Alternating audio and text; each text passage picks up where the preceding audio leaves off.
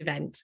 My name is Katherine Woodfine. I'm the author of the Sinclair's Mysteries and the Taylor and Rose Secret Agent series, and I'm also the book reviewer for the Week Junior magazine. And it is my great pleasure to be here this evening to talk to two amazing children's authors. So joining us this evening, we have Emma Carroll.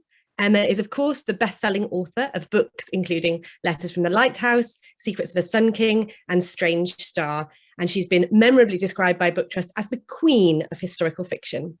Her books have been nominated for numerous awards, including the Books My Bag Readers Awards, the Branford Bows, the Philip Carnegie Medal, Teach Primary, and the Waterstones Children's Book Prize. And it is so fantastic to have us here with us today to celebrate the week at World's End, which I believe I'm right in saying is your 10th full-length book. Is that right, Emma? It's my 10th one for Faber, yes. It is. Yes, and a very beautiful looking book it is too. So thank you so much for being with us this evening.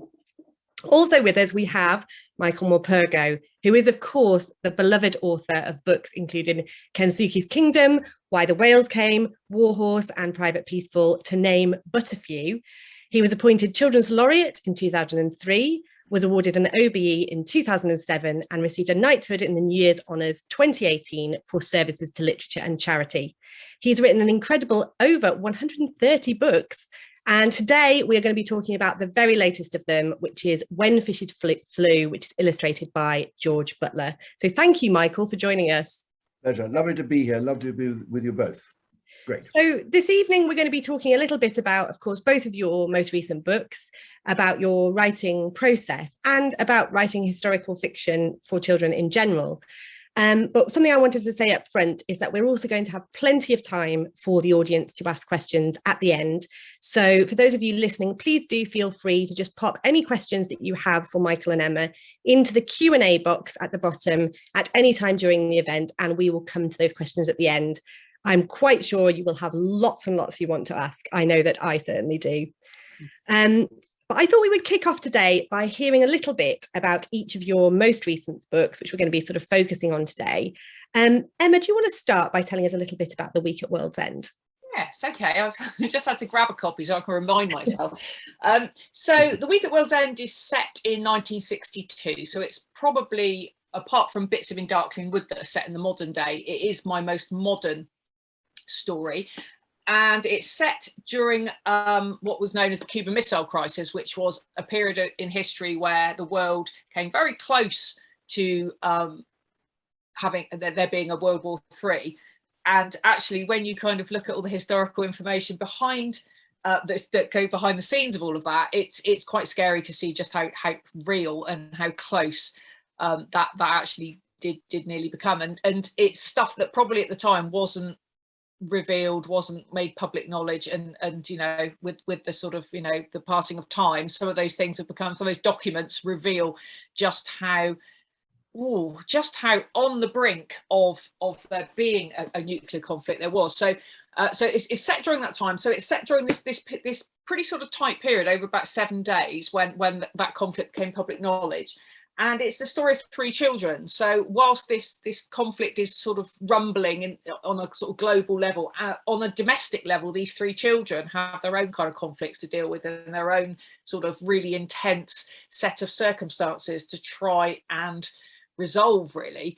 So it's really a book about friendship and about how we deal with conflicts and how we deal with sort of unexpected circumstances and things like that, and what we would do in, you know, when it feels like the world is on the brink of something quite catastrophic, how we kind of deal with that sort of fear, really, of the unknown.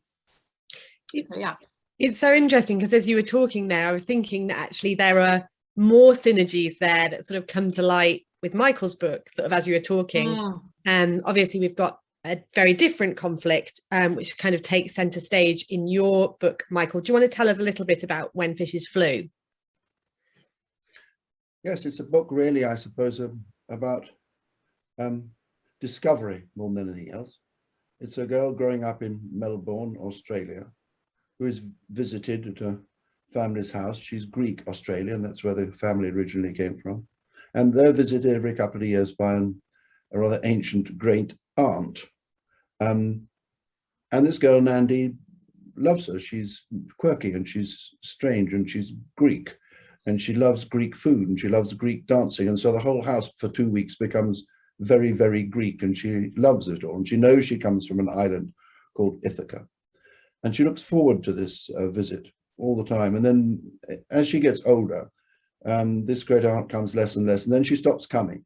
The parents explain it by saying, well, she is old and traveling all this distance is difficult. And anyway, she doesn't like using planes now for enjoyment. And so she's staying home, and she'll send postcards and stuff like that, which she does. And in her mind, for Nandi, she misses her enormously, these visits.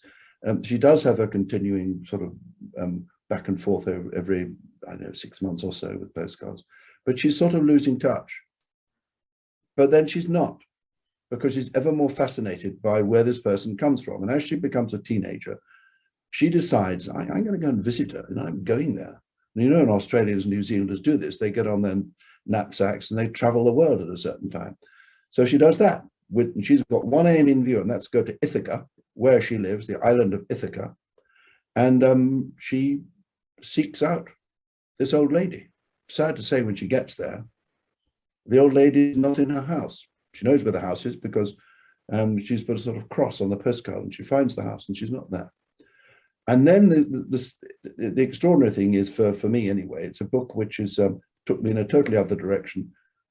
And she is told the story, the real story of this old lady, whom the whole family have thought of as being very sweet and rather nice and probably a bit doolally, and discovers that this woman is not an ancient Greek hero, but a modern Greek hero. She's done extraordinary things in her life, which she's never talked about to anyone at all. And this Nandi finds out. And she finds out, and this is the bizarre thing, because a fish tells her. But since this is the country of Greek gods, you'll understand that strange things happen. So that's roughly it. I'm always really intrigued to talk to other writers about their sort of processes and the journey that sort of happens when you're writing a new story.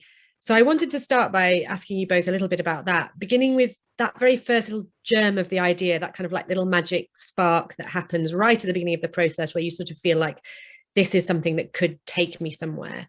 So for each of you, was there a particular moment that kind of sparked off the idea for the book? Emma, what about you? Did you start with the Cuban Missile Crisis, or was there something else that sort of was where it all began? I tend to start thinking about things that fascinated and preoccupied and probably quite terrified me as a child and a teen. So things that held a really sort of macabre interest for me. I always try and get some of that into my writing. I kind of think back to those sort of, those fixations on things. And growing up in the 1970s and 1980s, the Cold War was a very real thing. So I knew what that feeling was of anticipating that, something dreadful could happen. If there was a conflict somewhere in the world, America might take one side, Russia might take the other.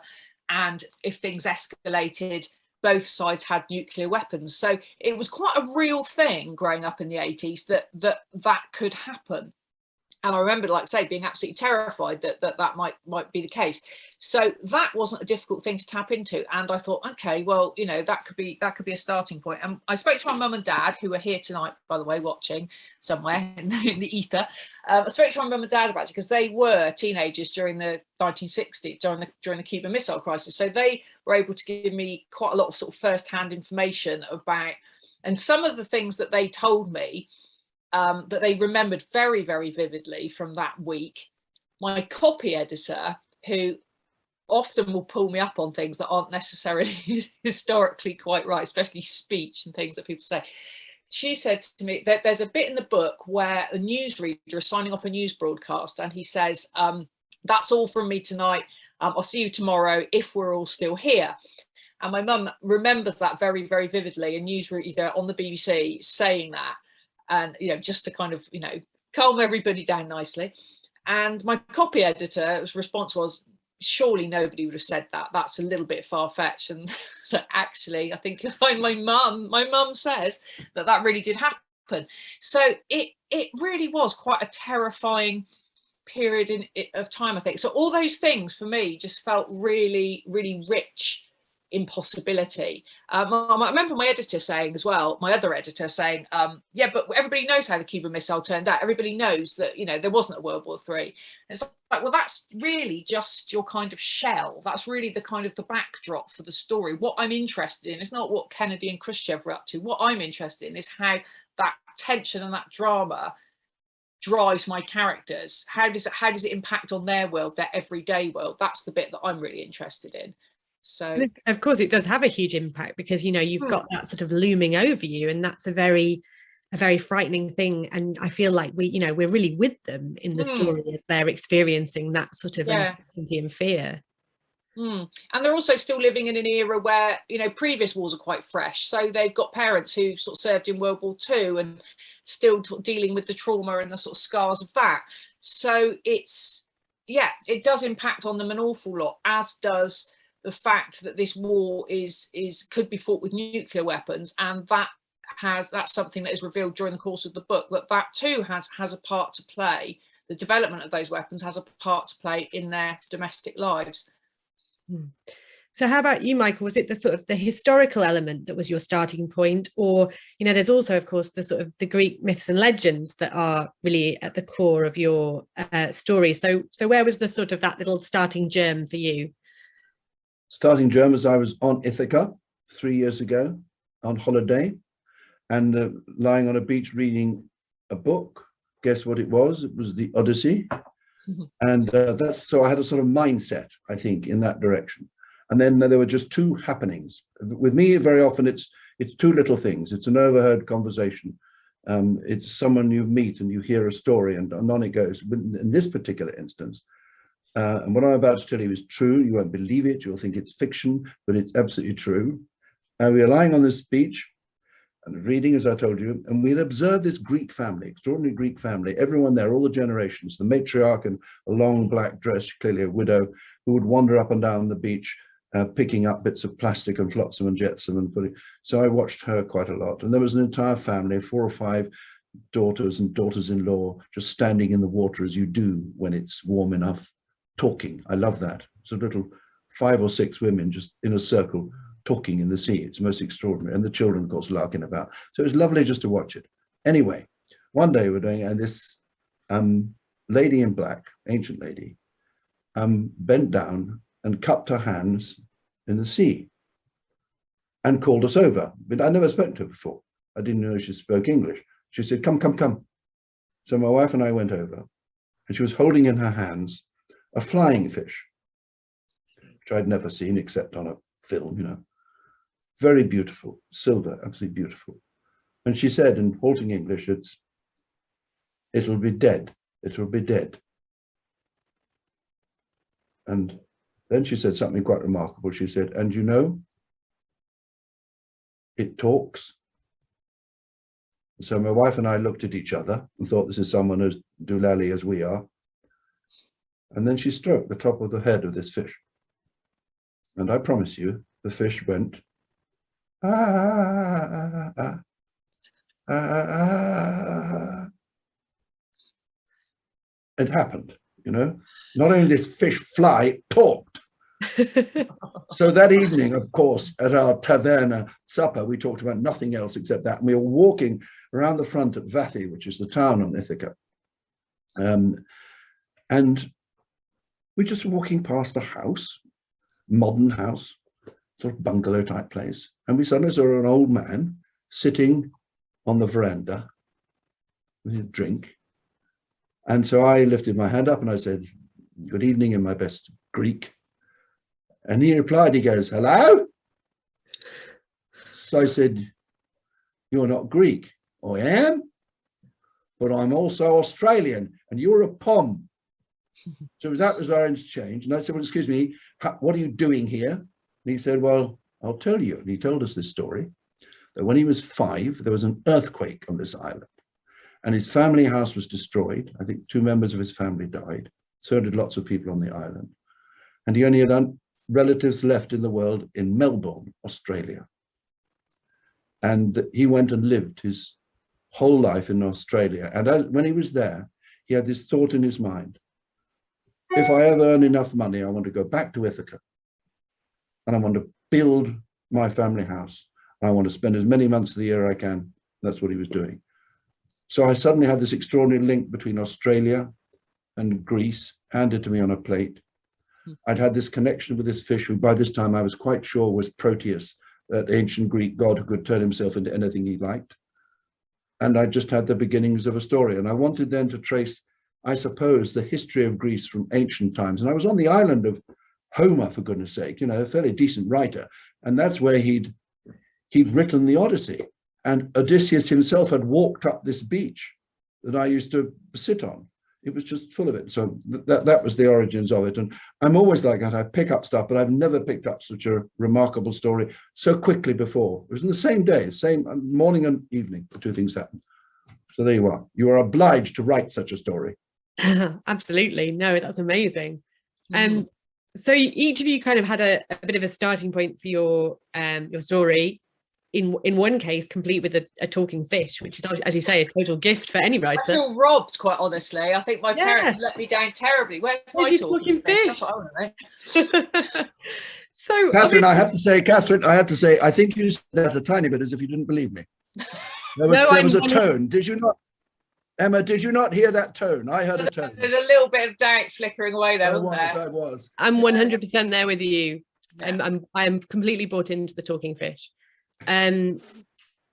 Yeah, so once you sort of had these sort of starting point, obviously with a historical subject, there's always going to be an element of research. So I mean, Emma, obviously you sort of had a great start there in that you were able to go and talk to your mum and dad who were there, and you know they could sort of fill in all of the details of that sort of moment in time. But what other kinds of research did you do? I looked on the internet, obviously. I mean, bear in mind this was during lockdown, so there wasn't there weren't a lot of other places open that you could go and research, really. So a lot of internet research. There's a lot on Kennedy and Khrushchev anyway. And I didn't want to write a really hefty, you know, Cold War tome. I wanted to touch on the bits that children of the sort of, you know, top end primary, low end secondary school would be able to access at that time. So so we were talking about news bulletins. I looked at newspaper articles from that week from the British Library, from their newspaper archive. What else did I look at? Various books on nuclear war, which were, you know, thrilling, really cheering reads during lockdown. And yeah, and documentaries as well. There's quite a few documentaries about the Cold War that I watched, which gave me sort of ideas for bunkers and things like that. So yeah, I tend to sort of do enough to kind of give me the framework and to give me that sort of, you know, level of authenticity, so it feels, you know, reasonably realistic. One of the things I did actually, I don't normally do as well, was listen to music, because obviously the music from that era is just amazing. There's so many great tracks, and they talk about them quite a lot in the book as well. So yeah, music from the early 1960s was quite a nice thing to sort of immerse myself in as well. Yeah, I loved all those 1960s sort of details. You know, you had the Beatles songs on the radio, you know, you had the mods and the rockers, you had exciting new crisp flavors. Yes, Cheese and Onion Crisps, 1962 was the year Cheese and Onion Crisps came out. And October 1962 was when the Beatles released their first single. So yeah, there's quite a lot happening in the world in 1962. You don't know these things until you start digging, do you? That's the thing. Did you find it a bit daunting approaching a period that is so much within living memory? You know, it's obviously very different to say if you're writing something set in the Victorian era. Was that quite different to some of your other books? Not really, no, because I was born in 1970, so we're not that far away, and there's quite a few. I've seen like old family photographs, and you know, you see things on the telly and stuff, and you can kind of remember some of those things, like not everybody having a TV and not everybody having a telephone, and you know, your dad standing over you, weren't making sure you didn't spend too long on the telephone. Actually, that was still quite recently. But yeah, things like that. You know, it's some of that stuff was still around in my childhood to an extent. So it didn't feel too difficult actually at all. Yeah. And Michael, what about you? Because I mean, obviously you've written about lots of different historical periods and lots of different places in history. When you were coming to this book, were you sort of drawing on existing knowledge and research you'd already done around the sort of Second World War, or was that sort of a new area that you had to look into about what specifically was happening in the Greek islands? Well, it was both really. And by the way, what I loved about Emma's book was it took me back. I think there's a mention of a wonderful song called "Love, Love Me Do," which I won't start singing now. But I was born in 1943, so I was 19 when 21 when all this was going on, and I remember it vividly in a different way. I could have been in one of those old photographs Emma was going on about so tactfully. I could have been there, but aged rather. But it's lovely because it was all part of my growing up. But when it comes to Greece, she had episodes in her life, each of which needed some research. This old lady. The first moment in history I had to research was the occupation of her island in 1943, I think it was, Ithaca. And I knew about it. I knew that the Germans had been there, the Italians had been there, and I knew there were pretty unpleasant and horrible things happened on that island and on the island Kefalonia next door to it. But I researched that again, looked into it, read as you do normally. And then, of course, once that was over, and she played an extraordinary part in the resistance on the islands, which a lot of people did, and a lot of people died. And there was a lot of ruination on the island. There was a lot of starvation, all that sort of thing was there, which I knew about. And she played a part in looking after people. And then after that was over, you'd think should be enough for a small community. But then along comes this earthquake and wrecks what they built up after the Second World War. And again, I won't tell you what happens because no one will read the book if I tell you everything, but she helps a lot there to help rebuild, look after people. And then the next thing that happens is that there's a dictatorship, a Greek dictatorship this time, but another kind of invasion, absurd people who they sort of for bad words and for bad numbers, they're just ridiculous. But they also put people in prison. And indeed she goes to prison. And she's very, very close to a lot of the people like Mikis Theodorakis, the great composer. So that I did research. And then, of course, it brings it right up to the modern day because the great event now that happens in the Greek islands are refugees. And they've been, if you like, on the front line of refugees. And they've dealt with them both wonderfully and sometimes not so wonderfully, but initially very wonderfully and very hospitably, until they were almost overwhelmed by them. So all this, yes, I had to research. And that's why I thought it was important to look at a person's life who'd lived through it all. And everyone thought was maybe not that interesting, and turns out to be really interesting. Yeah, I love that. And the idea of the heroes could be amongst us, they could be these sort of like, legendary Greek gods, or they could be apparently, ordinary little old ladies. Well, we know that. I mean, we know that, Catherine, particularly, don't we, from what we've just been living through. Indeed. All the great heroes that there have been are the people who deliver our stuff, who we just sort of, I'm afraid, took for granted before. All the people who look after us at the doctor's surgery and in hospital and stuff like that. I grew up with the National Health Service. And like a lot of people, I think until this sort of time, I did take it for granted. That's where I got my medicines from. That's where I met the doctor. I liked them if they were pleasant to me. But they did extraordinary things. And they were going in to face this wretched disease every day while I was hiding away in my cottage, They're heroes. And if we're going to use the word heroes for unknown people, I think it's important that we use it today. There are those wonderful people out there who've done extraordinary things. I think it's very interesting that both of these books actually, while they sort of ostensibly deal with the past, they're also books that feel very contemporary and that I think definitely speak to the moment now. Obviously in When Fishes Flew, we've got the refugee crisis. There's also touching on climate change. In The Week at World End, we've got, there's things about race relations, we've got feminism, there's activism in there.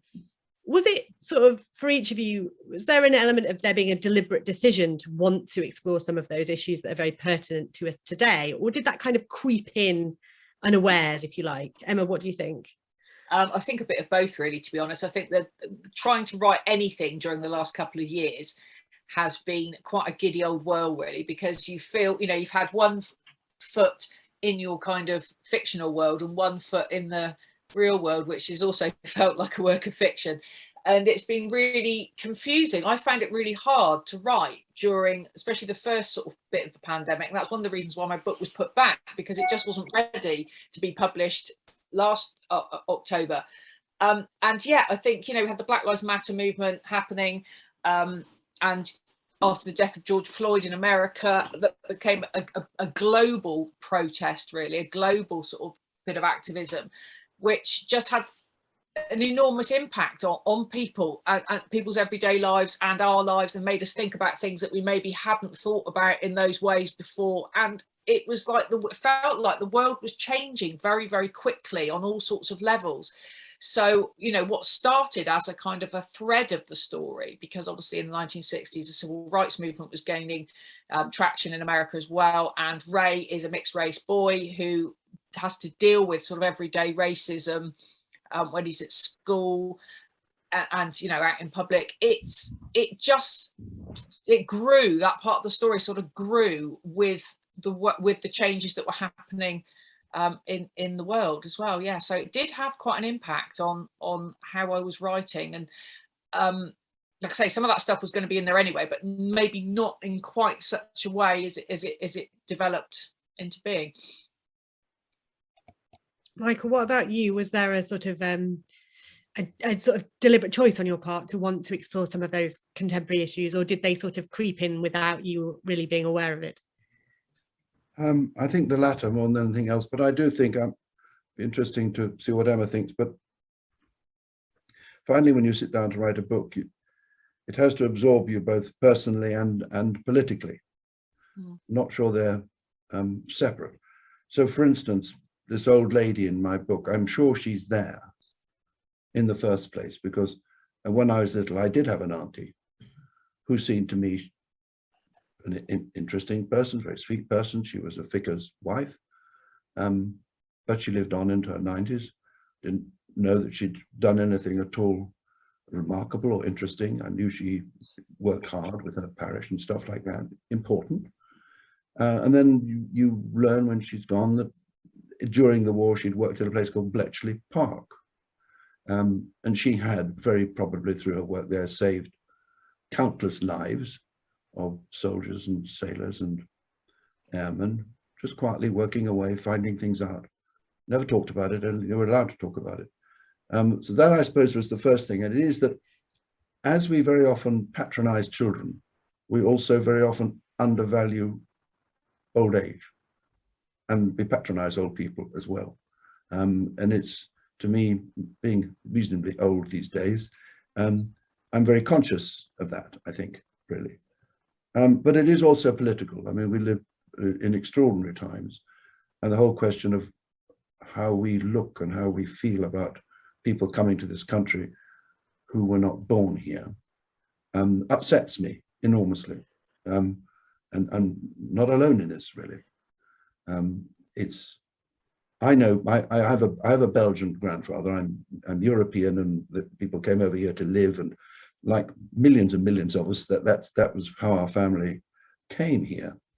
And I do know that, for instance, to give us an example of when we behaved properly with people coming in from outside who were in need of help, was in 1914, there were 240,000 Belgian refugees who got in boats and came across the channel, and they lived here, and they went to our hospitals and they went to our schools, and people looked after them. They didn't know at the time they weren't going to stay here forever.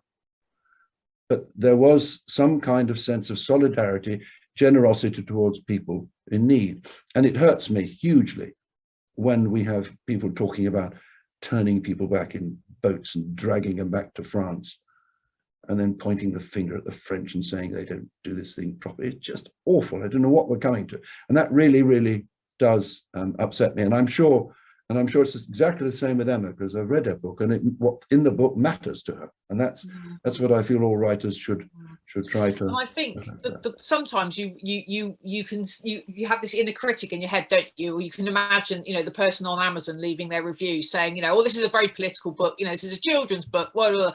And it's like, actually, why shouldn't children be politically aware of, you know, how things work and how their voice matters? And because they're the ones who are going to put this right, aren't they? They're the ones and who's leading the way on climate change anyway? Exactly. You know, would you put your trust in the government, or would you put your trust in the next generation of young people to sort it out? I think we kind of know the answer to that one, don't we, really? It is, yeah. Yeah, and those of us who, you know, are talking to children and going to schools and getting messages from children and that sort of thing, you know that children really care about these issues. So they do. A very strong sense, children, of right and what's fair and what's wrong, and it's patronizing to think they think things through. They're thinking harder than we think now. I think most of us slow down with our thinking. I mean, children, eyes are wide open, their ears are wide open, they're drinking the world in. When they read Emma's book, for the most of them, it'll be the first time they will ever come across this business of the missile crisis. They won't know about it until they come to that story. And what does that do? It makes them think about it. It makes them read more about it, understand it better. And they're longing to understand things more and more and more, and not be given the sort of pat where you laugh and giggle and isn't life funny? Yeah, sure, life is funny, but it's also serious. And they know it's serious, you know. They do grief and they do pain and they do all these things. And I think books really help them to look at themselves and look at the world outside and understand it, which is really important.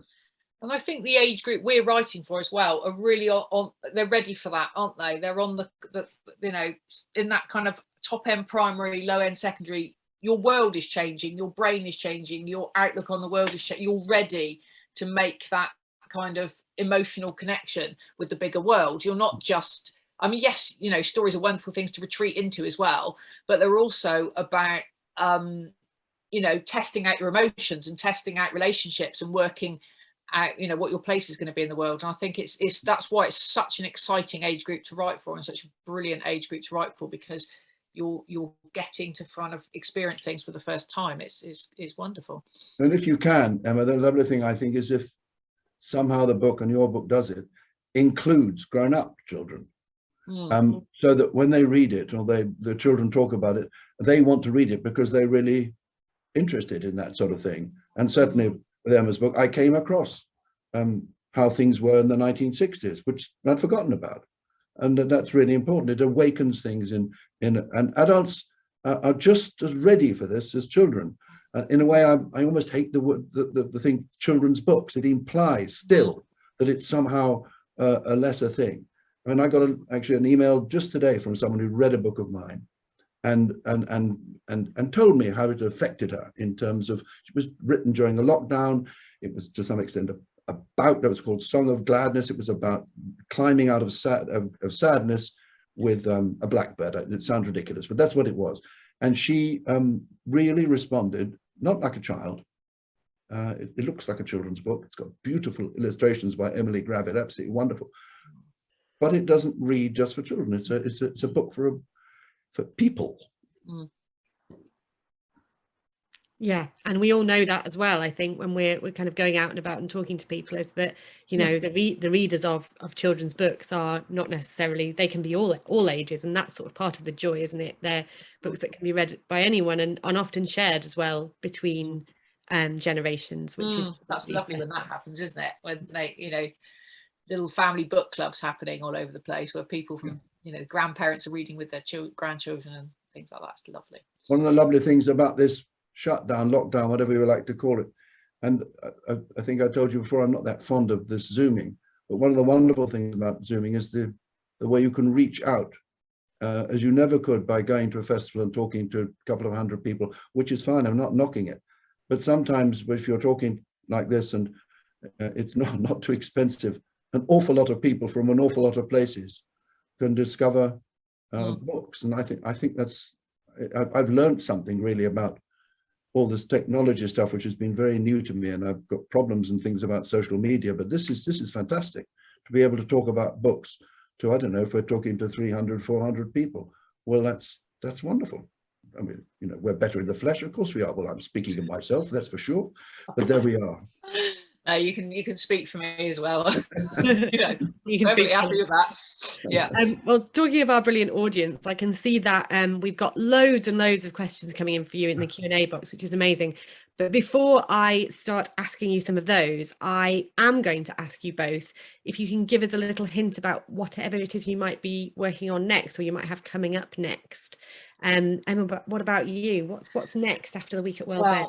I've got there's a picture book coming out in next month called A Night at the Frost Fair, which is illustrated by the lovely Sam Usher, so that's beautiful. But I have to say, I'm also very, very, very nervous stroke excited for Escape to the River Sea, which is coming out in June next year, and that's my sort of sequel. I say sequel, but I suppose it is really a sequel to Journey to the River Sea, which is one of my absolute favourite books in the world ever, by Eva Ibbotson. It is a sequel in the sense that it picks up the story, but it picks it up about 30 years later. So Maya and Finn are adults at this point. So the main characters are their children and a little girl called Rosa, who is taken in by Clovis. So yes, there we go. That's my next books. Yes. Well, we'll await that one eagerly. And Michael, what about you?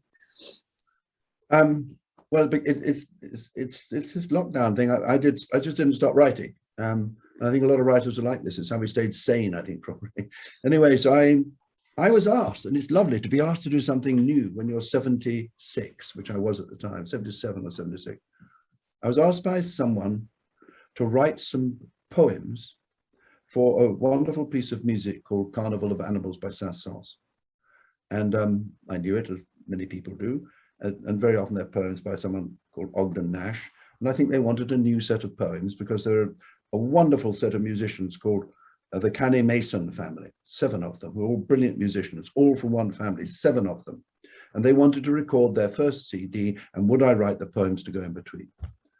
Well, I did say, look, you've got Roger McGough, you've got Michael Rosen, why are you bothering me, type thing, because I'm not a proper poet. And anyway, he insisted. He said, no, I read your books when I was young. This is the guy, Decker, who wanted to do it. You do it, you can do it. And isn't it wonderful, he told something. When you're 7 and when you're 77, you can do something. So anyway, I sat down and I wrote 15 poems, and I liked it so much, I wrote another 15. And so there's a book of poems coming out called Carnival of Animals in, I think, this October, with amazing illustrations by Michael Foreman, who's an old friend of mine. We've done lots and lots of books together. But this is the first book of poetry ever. And I always wanted to be a poet. I don't know what it was. I never dared before, but this was a reason for doing it. And also someone said I could. So I did. And it is National Poetry Day today, so the perfect day to be celebrating poetry. Do you reckon you might have a little taster poem for us before we move on to the audience question? I will certainly read you a short poem. Yeah, I will. I'm just very, very fond of poetry now. I was before, but now I'm far obsessed by it. This one, you need a piece of music to go after it, but you'll have to imagine that. It's called Tortoise. You people are obsessed with speed. You know you are. You know the fable? Well, of course you do. The hare with a speed ego took a nap, and I won. But what the hare didn't know, nor La Fontaine, was that I don't like racing and never saw the point of it. I'm happy, we're happy, being slow. Slow is good. Slow is cool. Imagine a world where we all go slow. No need, no wish for cars or trains or planes. Imagine an Olympics where the slowest wins. Tortoises on every winner's podium, gold medals round our necks. No need to build any more houses. We carry ours with us, and we're still here after millions and squillions of years. You may worship speed, but you'll wear yourselves out. We never do. We never have. Take it easy. Go slow, and you'll go happy. Take it from a tortoise. Oh, yeah, so it's each poem told by an animal. That's what I tried to do. Perfect. Lovely. Perfect. So I'm going to look at some of the questions from the audience now. If anybody else has got anything they would like to ask, then do pop them into the box. We've got loads of good ones.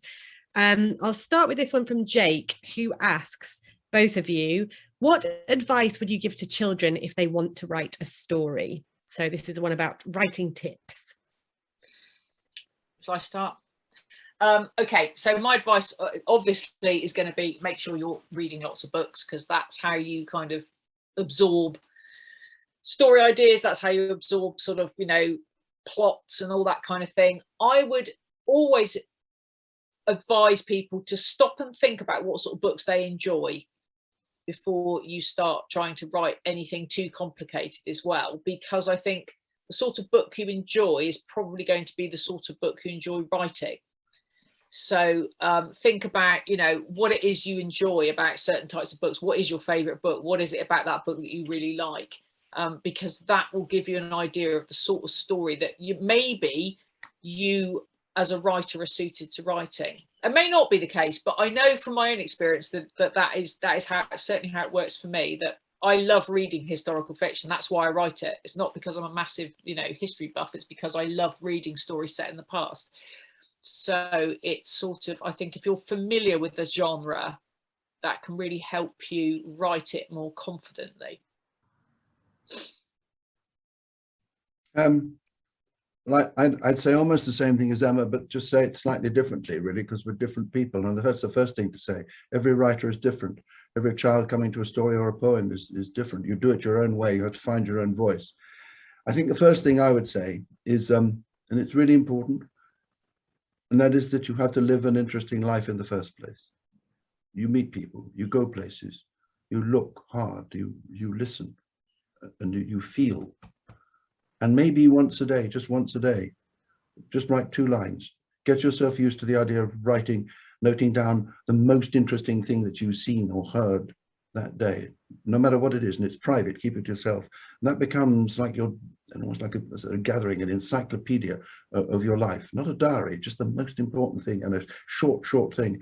It helps you get to use words, you know, because words, they can inhibit you. When you put them on paper, they can sort of stop you saying what you want to say.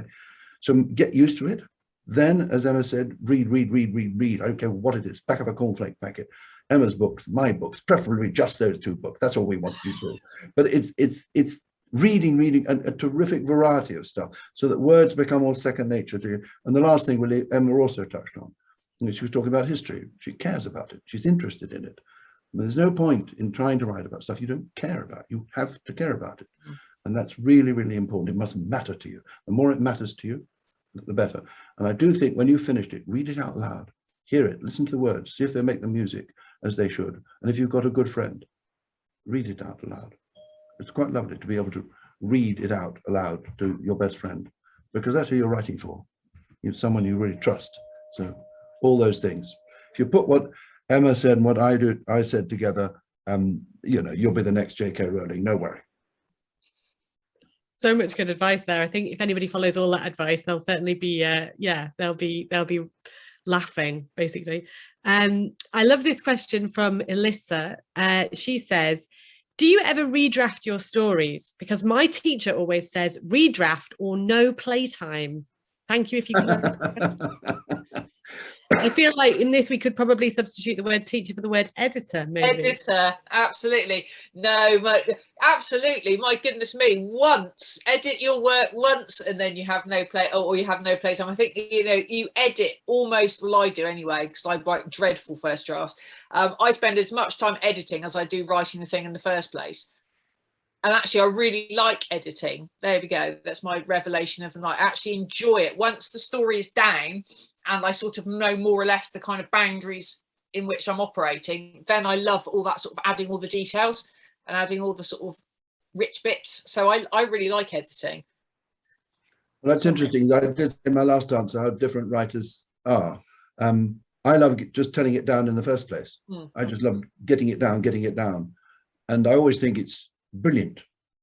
And then you hand it to my wife, and she says things like, it's not brilliant. And then you've got to look at it again. And then I can't understand how Emma can like editing what you've just done, and it's completely brilliant. And she's got wonderful sort of objectivity because she can clearly craft very, very well. I just find it really hard to change gear. I love that first bit, getting it down. And then I do worry what people are going to think.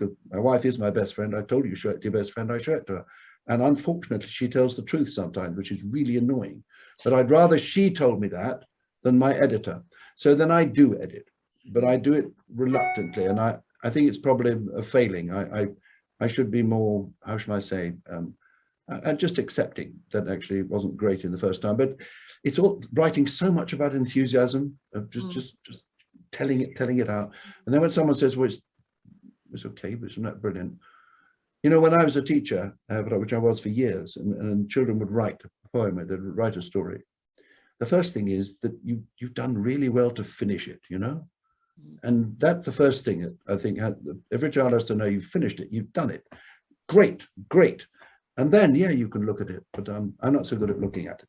I think what I'll do now, I've got a cunning plan. My next book, I'm going to write it and send it to Emma to do the... No, because I used to be a teacher as well, Michael, and I've had enough of marking people's work. I still can't look at a green pen in the same way. So that's very kind of you to want. I shan't, Emma. I promise I won't.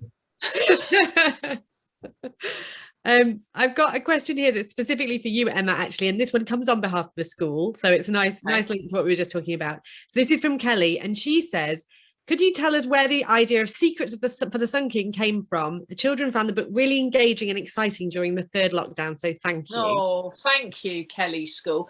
The idea really came from the fact that I'd gone to Egypt when I finished university and was always quite intrigued by it. So I had this sort of like, you know, the sort of backpacking around Egypt sort of thing in the back of my mind, waiting really for the time when the time was right to tell the story. When I started looking into the story of the discovery of Tutankhamun's tomb, which I really didn't know an awful lot about, very, very quickly, I just thought, my goodness me, there is so much here, so much that's known and so much that isn't known. And I think as a writer of historical fiction, it's the bits that aren't known that really, really interest you, because you think, oh, your brain starts going and you start filling in all the gaps.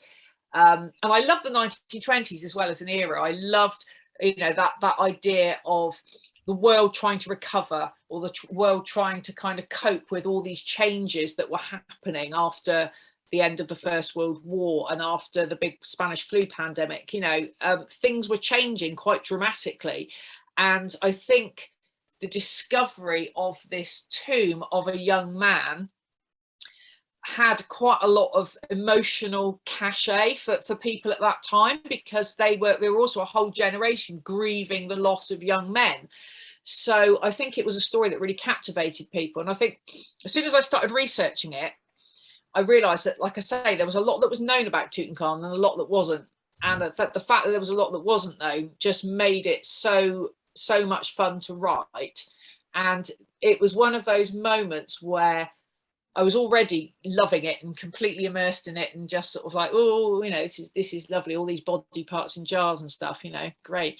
But it was when I read an account of when his body was scanned and they realized that something had been taken from his body that shouldn't have been taken as part of a normal sort of funereal ritual, that I thought, there's actually a little bit more to this story, isn't there, than maybe we already know. So that was a gem. That was history giving you a gem of a storyline. So there was lots in that. Honestly, I could have written 2 or 3 books set in that era, because that was probably one of my favorite books to write, that one, because it was just really, really interesting history. Yeah, and it sounds like that Kelly School really, really enjoyed reading it, so that's fantastic. Thank you very much. Question from David for both of you: who were your favorite authors when you were a child? Michael. Well, I was a lazy reader. It's fair to say I didn't like books very much. The first writer I really liked was forbidden. She was called Enid Blyton, and she was forbidden in my school and she was forbidden in my home, which is why I read her. She's really, really good at telling tales. You want to turn the pages, and that's what I really love, just turning the page, finding out what's going to happen. That's what I got from the Blighton, and I shall be eternally grateful for that. I did discover quite early on, I think, that the stories didn't have a lot of depth. I didn't believe in the characters. I just wanted to know what was going to happen. It was like a rather ordinary soap on the television, but it was fine. It was a good education. I came across my first writer that I really understood a bit about writing when I read him. He was called Robert Louis Stevenson. And I read a book when I was, I think, about 10, I'm not quite sure, called Treasure Island, which isn't read much today because the language may be a little bit difficult. But for the first time in my life, I believed in the people in the book, really believed in them. There's a boy in it, about my age, this is one I liked, I think, called Jim Hawkins. And he was about 10. And it was really about his adventure with a bunch of rather unpleasant pirates and looking for treasure. Well, it's what boys like, or I don't know, used to like. And I loved it. And I loved it because it was told really so much from his point of view. There's one scene, for instance, where he's hiding in a barrel of apples on a ship called the Hispaniola. They're sailing to Treasure Island. And up till then, he's rather admired the sort of the chief mate, who was called Long John Silver. And he was a bit of a hero to this young boy. And as he's in this barrel of apples, which he shouldn't be because he's pinching one, he's hiding, he hears Long John Silver and his friends hatching a murderous plot to mutiny and slit everyone's throats and all the rest of it. And I just remember reading out for the first time, and the fear that came into me, you know, are they going to catch me because they'll slit my throat? It's so well written, and you believe every aspect of the island that they arrive on. It's beautifully told, beautifully. He paints pictures of people with his pen and of places. And I thought, well, that's wonderful. And to me, he's still one of the great writers. He wrote poetry, he wrote travel books, for goodness sake, he wrote dark novels for adults, and he wrote the most wonderful yarns for young people. And he's the writer I most want to be. I'm better than him in one respect. Can I tell you what it is? I've lived longer. Oh, That's it. The poor man died in his 40s, and he'd written so much and so wonderfully. Yeah, wonderful man. do you know, I read that book for the first time. I can't believe it. The first time about 3 or 4 months ago. Yeah. I love Victorian books. I just don't, and I, you know, read Jekyll and Hyde and all that sort of stuff, but I hadn't read that. And you're absolutely right. It's stunning. The description of the island, the surf breaking on the coral reef. The island's really, really forbidding, isn't it? It's kind of, it's a really unsettling place. Yeah. It's a real achievement. He's a master storyteller, that man, and a great writer, I think. Scotland should be very proud of him. Absolutely. What about you, Emma? Anything with a horse in it, really. I was a child with simple tastes. It was basically something that had a horse in it. My absolute favourite horse stories were a series called Ginny at Finmaree, and the author was Patricia Leach. She was also a Scottish author, and also Lauren St John's favourite horse books. I'd just like to put that out there. So we have discussed these books at great length. And the thing that I loved about them so much was that they weren't about gymkhanas and, you know, who had the nicest horse and who had the newest jodhpurs. They were about a girl who rescues a horse, an Arab horse, from a circus, and gradually tames it and gains its trust when it's running wild in the Scottish Highlands. And it's about that connection between a person and an animal. That's what it's about. And it's almost like a kind of spiritual connection that this girl and her horse have, and they go on all sorts of adventures together. So that for me really, I love books like that where animals and humans have that kind of very, very strong, almost empathic sort of bond. I love books like Tarka the Otter and the Bellstone Fox and things like that. You know, I grew up reading things like that as well. So yeah, very, very keen on animal books and horse books. But as long as nothing dreadful happens, which of course it always does in animal books, doesn't it? But I try to kind of, you know, hope it doesn't. Brilliant. I've had so many questions about writing tips, writing process. But I'm going to ask you this from Layla, age 10. Very important question. Would like to know if you write on computer or pen and paper, and she prefers to write on paper. That's her. Oh, good for you, Layla. Michael, what do you do? I have exercise books, which when I go to schools, I always say, I can't afford any paper. And then I also say, I can't afford any socks. And between the schools, I have got a massive supply of both exercise books and socks. But the wonderful thing about the school exercise books is, for me, they're perfect in terms of the size of the page you write on. They're lined. The pages aren't too big, which means you can achieve an awful lot. You can say, I've written 10 pages, and it feels really something. And the pages are small, so I like that. No, I've always written, actually, it's not true. I tried, when computers first came out, I tried to get used to them. And I lost, I don't know, 5 chapters of something. It's in the ether, floating around somewhere. I have no idea where it went to, and I lost all confidence in the whole thing. So I still now write by hand with a fine tip pen. And I write, funnily enough, sitting on a bed. This is important. You've got to be comfortable when you write. No point in being tense. And I learnt from looking at a picture of Robert Louis Stevenson lying on a bed in Samoa, but just shortly before he died. I think he was probably poorly, but he was writing.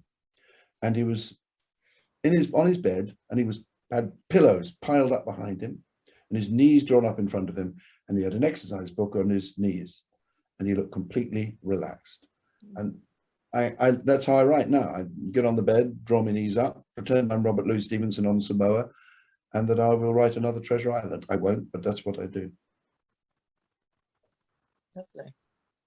So I'd be worried I'd nod off if I was too comfy. That does happen. And I think you've rather betrayed writers here. And yeah, you doze off. That's quite true. Absolutely. I'm a big fan of the afternoon nap. I'm not going to say anything against them, I have to say. It's very important. It is, to restore the creative processes. It's got to be done. No, I must admit, I do most of mine on the computer, but I'm a big fan of notebooks and pens as well. I have plenty of those. Yeah. We are almost out of time now, but I think this is a really nice question to finish on. This is a question from Karen. She says, what is your top piece of advice for us as a school for how we can inspire our children to develop a lifelong love of reading?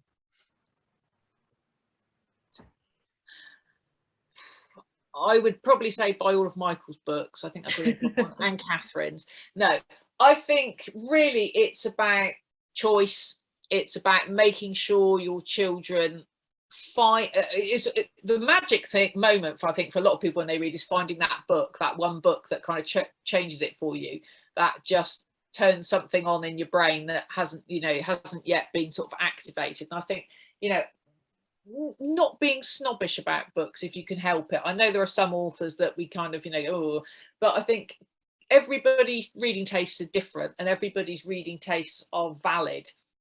So I think, if you've got people who like reading sports biographies, you've got people who like reading graphic novels, you've got people who like reading, full-length novels, they're all valid types of reading. There's people who like reading the same book or reading maybe a book that's a little bit below their age.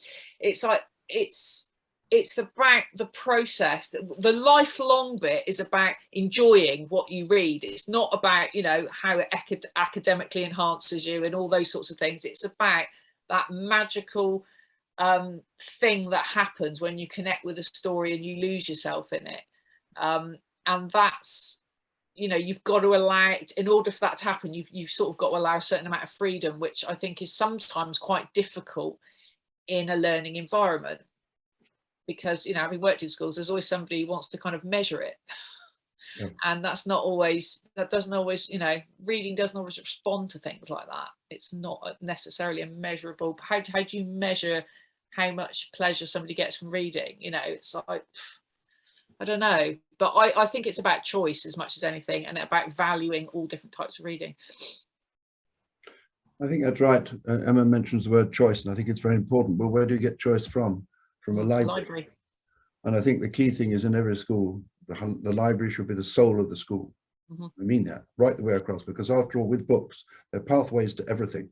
They're not just to fantastic stories or whatever. They're pathways into painting, they're pathways into science that you read to get there. So a really good library and a librarian or a teacher who loves books That's really critical. I think it's also important that there is room and space in the day, every single day, in a primary school, which is what I'm talking about, where I last taught, for children to enjoy stories. What Emma's just said is quite right. It's about enjoying it. It's so that the children get an opportunity when they're quite young to get to love stories. Well, they're going to learn that from two sets of people, mum and dad and family, if they're lucky enough to be read to.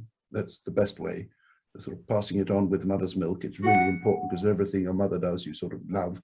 And if you're being read a story, but sometimes that doesn't happen. There isn't time, people are too busy, whatever. And there's the teacher. And the teacher can't do it if you don't have the books in the school. That's really important, the tools to do the job. And if she or he doesn't have the time to do it. And when I was teaching in my last primary school, I had the most wonderful head teacher who told us that every single day, you teachers, pointing at us, you don't teach anything from 3 to 1/2 past. You don't ask any questions. You just read stories or tell stories. And you don't ask questions about it. It's not a comprehension test. You just let them walk out of that classroom and go home with the dream of the story, the pictures of the story still in their head. And I wish that happened in every school up and down the country, because what is really, really important, it's vital that children learn to love books young, because it will take you through life. You know, we've just been living through, after all, 18 months of being locked down, for goodness sake. Well, what saved a lot of people were stories, you know, not just writing them, which, you know, some writers have been doing, but reading them, getting lost in them. People have been reading, the people who do read have been reading more and more and more. The great thing we've got to do is to enable more and more children to read who don't read at the moment. It's their right, you know, they have a right to their literature. And one of the wonderful things about this country, it's not because we're the 5th biggest economy in the world. It's our language. Our language is extraordinary. Where does our language come from? From all over the world. All these other languages have joined our language, a bit of French, a bit of German, a bit of Scandinavian, a bit of this, that, and that. And it's created this wonderful poetic language. And we're a nation of storytellers. We have been forever and a day. We're all right at this, actually. And it's part of who we are. You know, we didn't invent Shakespeare for nothing, didn't invent Philip Pullman for nothing. These are extraordinary people, and they make wonderful stories, and it's every child's right to know them growing up. That's what I feel.